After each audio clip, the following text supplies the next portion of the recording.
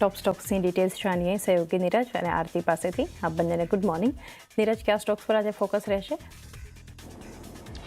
જી good morning. અને આજના દિવસે ફરી પાછા એક વખત આપણે ઓએમસી સ્ટોક પર ખાસ કરીને ફોકસ રાખવાનો છે। એનું કારણ કે અહીંયાથી ફરી પાછા થોડા ઘણા ભાવ વધારો આપણને પેટ્રોલ અને ડીઝલની અંદર આવ્યો છે। પેટ્રોલમાં 87 પૈસા, ડીઝલમાં 91 પૈસાનો વધારો દિલ્હીની અંદર અને મુંબઈમાં 91 પૈસાનું પેટ્રોલ અને 94 પૈસાનો ડીઝલનો એક વધારો કરવામાં આવ્યો છે। એટલે આજે ખાસ કરીને ધ્યાન રાખજો, આજે તમને તમામ ઓએમસીસ પર થોડીક અસર આવતી જોવા મળી શકે છે।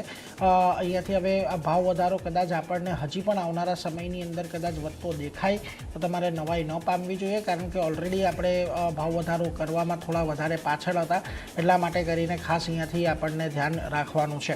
પરંતુ આ બધાની વચ્ચે તમે આજના દિવસે હવે જે પરિણામોનું રિએક્શન આવવાનું છે એમાં પણ એક ઓએમસી કંપની છે જેના પર તમારે ખાસ નજર રાખવાની છે। કંપની છે ઇન્ડિયન ઓઇલ કોર્પોરેશન। આજના દિવસે પરિણામ આવતા દેખાયા છે અને પરિણામો જુઓ થોડાક મિશ્ર છે। નફો અહીંયા 8,140 કરોડનું અનુમાન હતું, સામે 11,377 કરોડ પર રહ્યું છે।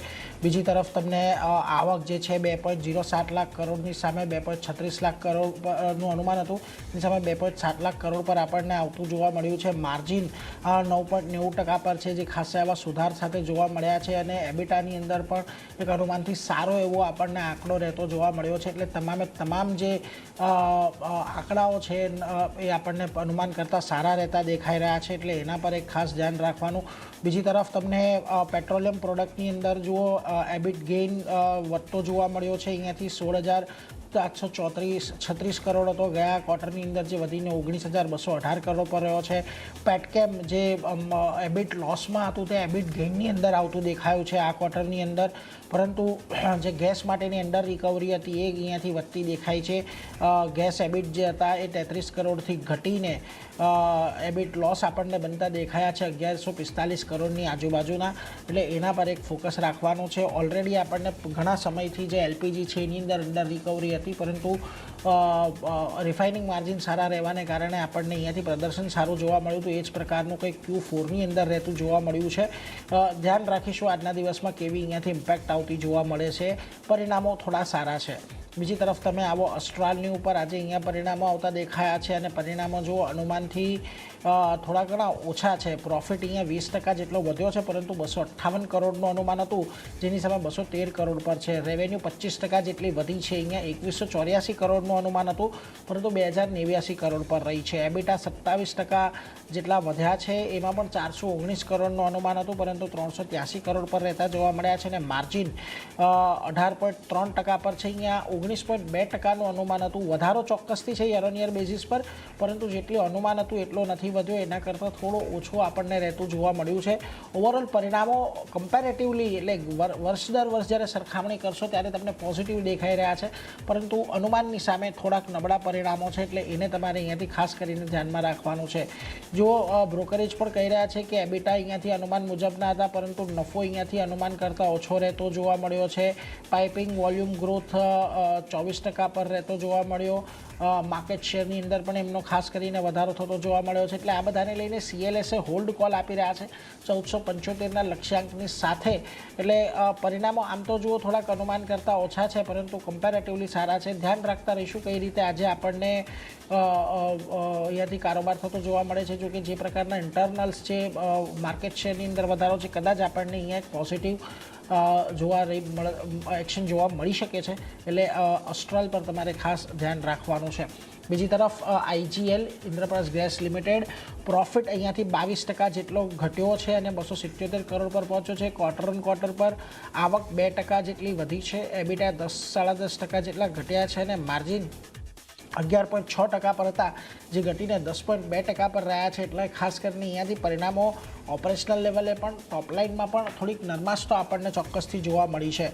₹1.5 ડિવિડન્ડની વાત છે। મનજીતસિંહ ગુલાટીને કંપનીએ નવા CFO તરીકે નિયુક્તિ કરી છે અને 21 મેથી તેઓ કામકાજ સંભાળવાના છે, એટલે એના પર પણ તમારે ખાસ કરીને રાખવાનું. જો કે નોમુરા હજી પણ બાય કોલ આપી રહ્યું છે.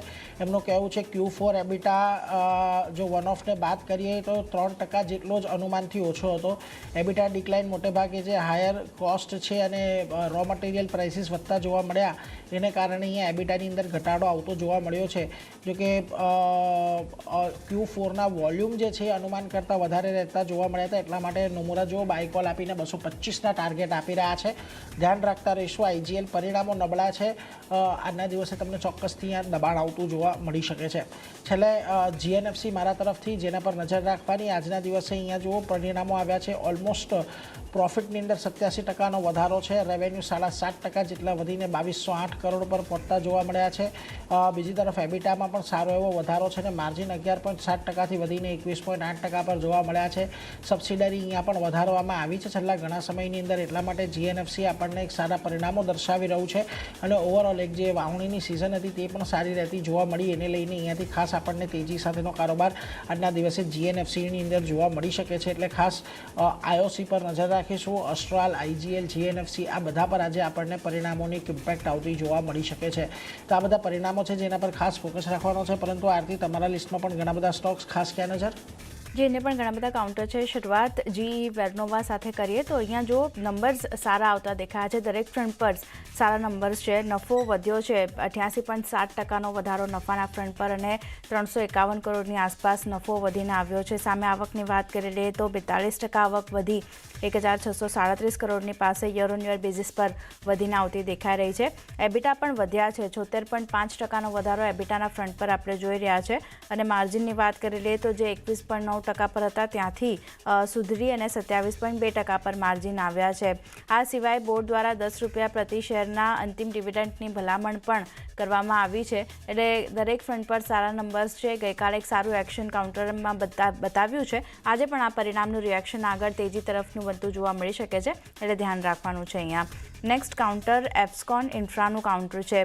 અહીંયા જો નંબર્સ જે રીતે આવતા દેખાયા છે, જે 110 કરોડનો નફો હતો એની સામે 88.4 કરોડની ખોટ કંપનીને થતી દેખાઈ રહી છે. આવકની વાત કરી લઈએ, ઘટ્યા છે. આવકમાં પણ ઘટાડો જોઈ રહ્યા છે. 18.9%નો ઘટાડો આવકના ફ્રન્ટ પર છે. એબિટા પણ ઘટ્યા છે. ઘણા મોટો ઘટાડો અહીંયા એબિટાના ફ્રન્ટ પર આપણે જોઈ રહ્યા છે. 85.4% એબિટા અહીંયાથી ઘટી 42 કરોડની આસપાસ પહોંચ્યા છે, જે અગાઉ 293 કરોડની આસપાસ હતા. અને માર્જિનની જો વાત કરી લઈએ તો 9.1%થી ઘટી 1.6% પર આવ્યા છે. તો ખરાબ નંબર છે. દરેક ફ્રન્ટ પર કંપની નફામાંથી ખોટમાં આવી છે અને બાકીના ફ્રન્ટ પર પણ નંબર્સ થોડા ખરાબ આવતા દેખાયા છે.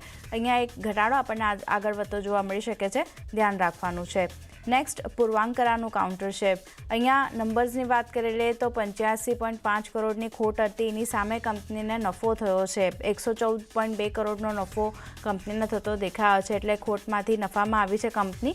સામે આવક પણ વધી છે. 542 કરોડની સામે 1502 કરોડની આસપાસ આવક વધીને આવી છે. એબિટાના ફ્રન્ટ પર 30.5 કરોડની સામે વધી 302 કરોડની પાસે પહોંચ્યા છે. એટલે સારો નંબર્સ એબિટાના ફ્રન્ટ પર જોઈ રહ્યા છે અને માર્જિન પણ ઘણા સારા સુધર્યા છે.